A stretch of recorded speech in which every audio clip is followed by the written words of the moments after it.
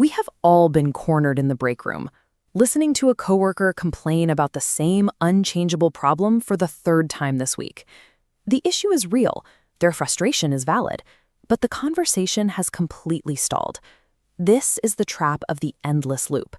When a discussion fixates purely on grievances and hypothetical what-ifs about past events, it blocks actual problem solving.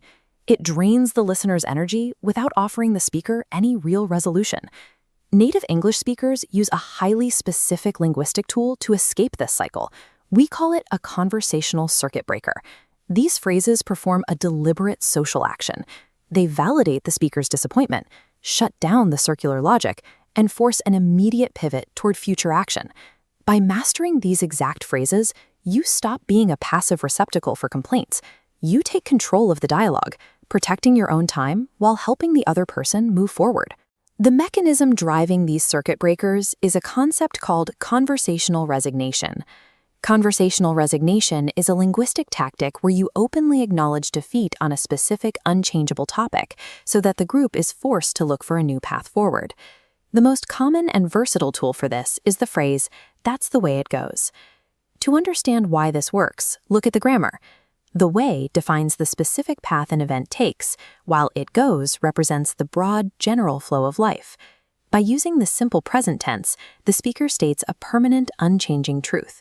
The matter is closed. Imagine a scenario where upper management inexplicably cuts your department's funding by 40%, even after a quarter of record-breaking performance.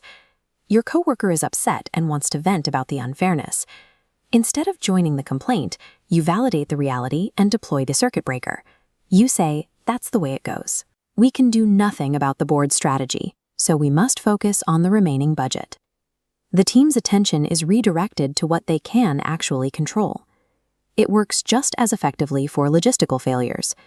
If an international labor strike delays a shipping vessel and ruins your distribution timeline, you accept the external force. There's nothing we can do to clear the port. That's the way it goes with international logistics. We will update the clients. This phrase is an essential daily tool. It takes abstract, uncontrollable setbacks and immediately grounds them into tangible next steps. Cautionary, but there is a major trap here. When learners try to soften these phrases to sound more polite, they often add weak qualifiers like "I suppose" or "maybe." This accidentally leaves the door open and invites the listener to keep debating. To function properly, a circuit breaker requires absolute linguistic finality. State the phrase with heavy, secure confidence to signal the complaint is entirely over. For heavier, executive-level decisions that demand stoic endurance, we use a more authoritative tool. So be it. So be it relies on the formulaic subjunctive. The formulaic subjunctive is an older grammatical mood used in English to express a command, wish, or inevitability, which inherently gives the phrase an archaic, formal power. If the city council formally refuses the permit for your restaurant's outdoor expansion due to a noise ordinance, the decision is final. A strong leader pivots instantly. If the council refuses the permit, then so be it. We will move the operation indoors. This matrix of acceptance shows the exact differences.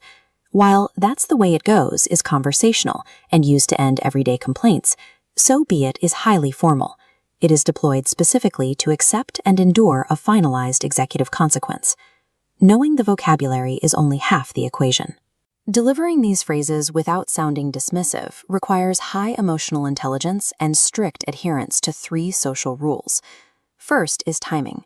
Deploy a circuit breaker only when a conversation is completely circular without actionable solutions. Second is finality. State your phrase clearly, stripping away tentative language. Third is audience awareness. Keep composed and resilient, never invalidating the other person's genuine emotions. Ultimately, conversational circuit breakers protect your most valuable resources, time and mental energy. They allow you to stop fighting unchangeable realities and take immediate action.